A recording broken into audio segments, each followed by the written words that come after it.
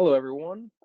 Welcome back to our segment here on Pandemic Potbelly here. I'm here with Rob Marty. Rob, thank you for joining us today. Thank you. Could you just give us a little bit of insight about what you're about? I understand you're in the nutrition element of things. Yeah.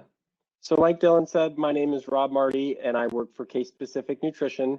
Case Specific Nutrition is a registered dietitian private practice. And so, when you think dietitian, a lot of people's experience is seeing an inpatient dietitian as they leave the hospital. And that experience might be short, it might be heavily focused on a new diagnosis like diabetes or heart disease.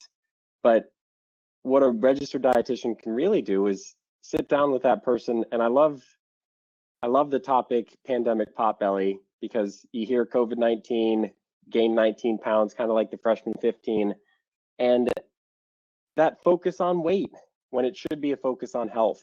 So we work with people to help them find their health, and maybe that involves losing weight, but it might involve pain management, getting ready to have a child, pre, intra, or postnatal nutrition, bone density, osteoporosis prevention, those kinds of things.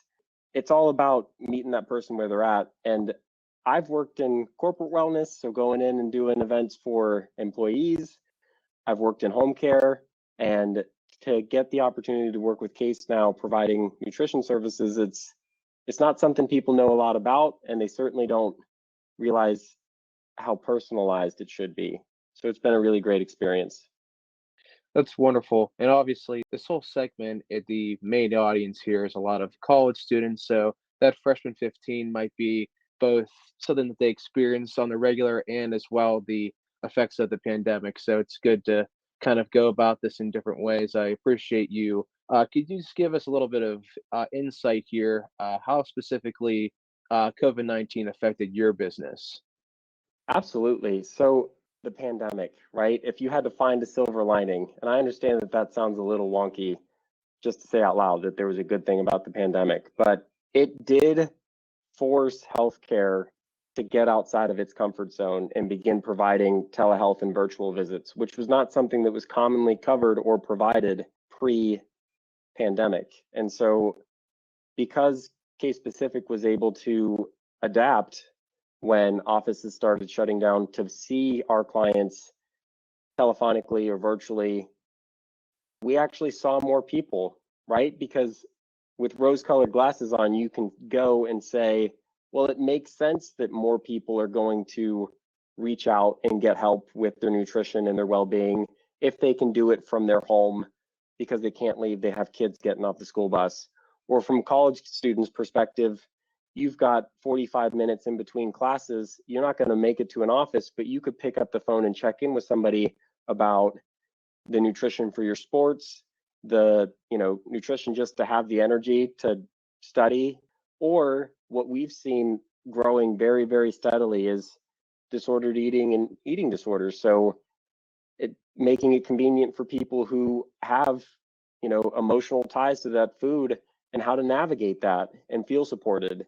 So that that was a good thing that came out of the pandemic, is that insurances started paying for virtual and telehealth because otherwise people couldn't have accessed it.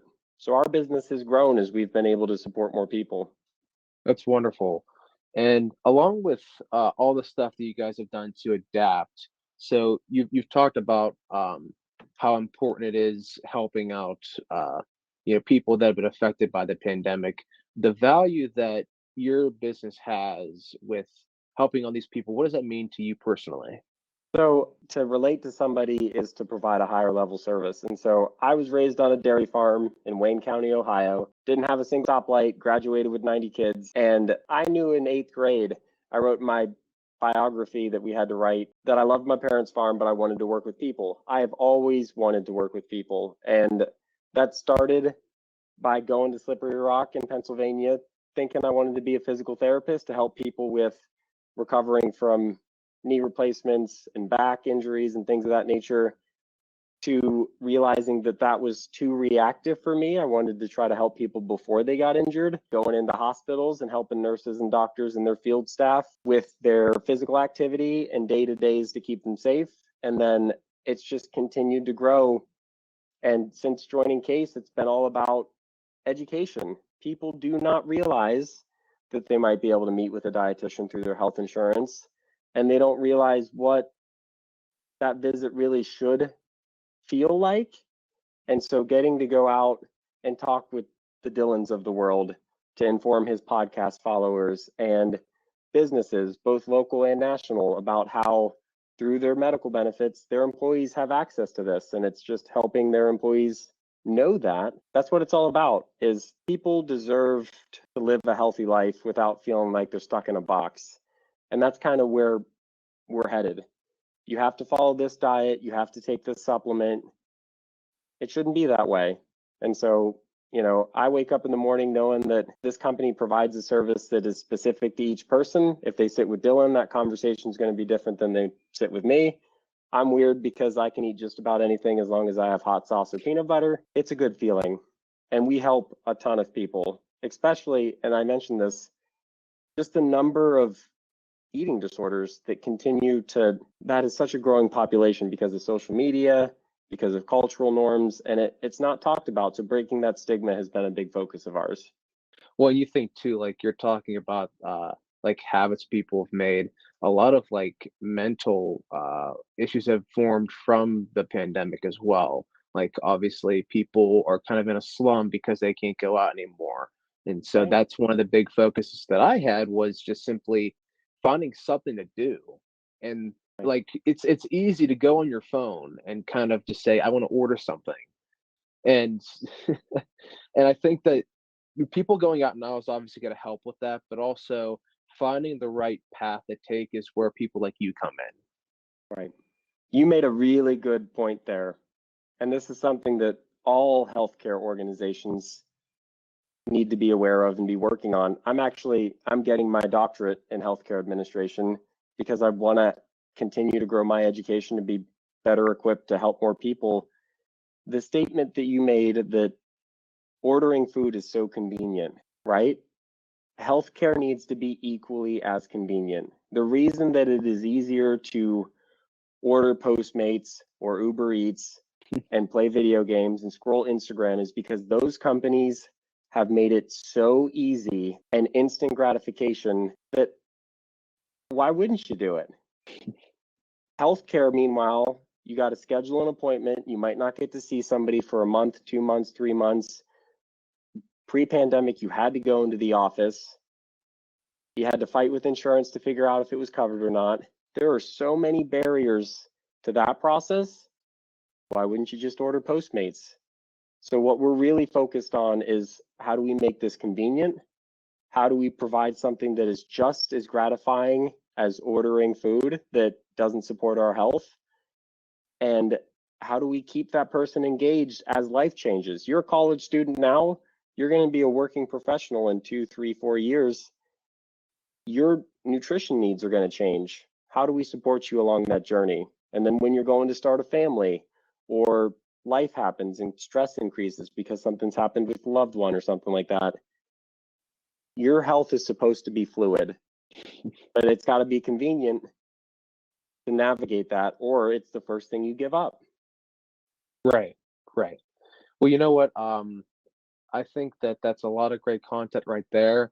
What are some of the things from like the meal prep that you mentioned? Like when you go in, what are some of the biggest meals to you that think like are really like like eye openers for people that are just starting on their diets?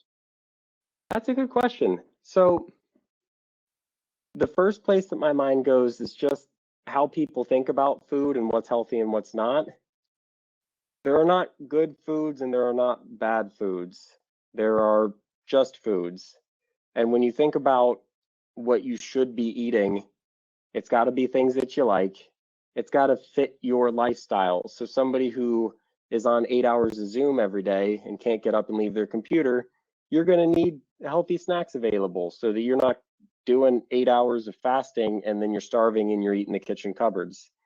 That's very different from somebody who has an hour paid lunch and can eat a full healthy meal, pack it and bring it with them.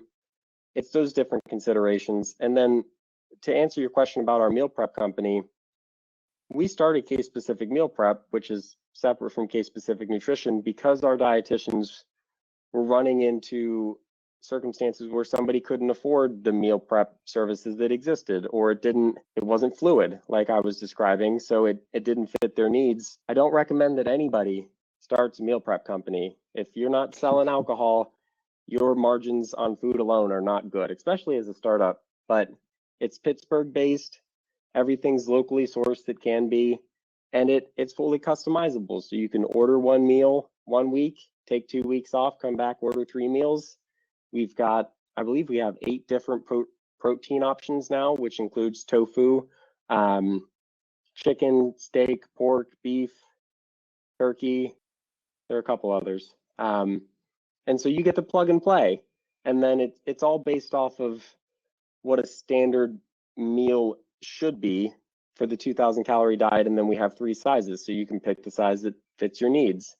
And the thing that was most shocking to me, because I am not a good cook, I'd never want to cook for any of you because you'd be disappointed, is that the sauces that our chef makes are with fruit. So like our teriyaki sauce is with bananas and our barbecue sauce is with apples. And it to just picture that and not taste it, you're like, how could you have a barbecue sauce with apples? It's really good. And so then you don't have added sweetener. You have natural sweetener from your fruit and things like that. It's been a really cool experience. And I would say 50% of our business comes from students and parents and busy professionals ordering the meals, but then we're also starting to see that employers are buying 20, 30 meals, putting them in their fridge and just saying staff has access to that. And that's a really valuable employee benefit because now they don't have to go out to eat. They're eating together. They're eating something that's healthy and giving them energy. So we're growing in both of those realms. That's wonderful to hear, and good luck to you guys going forward with all that stuff. Obviously, with the way that things are going, you're probably going to get a lot more business now with people, like I said, people trying to change their diet for the better. Hopefully, we can see more of that in the future, and hopefully, business like yours and projects like mine can kind of come to an end, and everybody can be back to normal, so to Yeah. speak. So that's it for the Q&A segment. Thank you guys very much for listening in. Thank you, Rob, for being a great host for today. And tune in next time, guys. Thanks.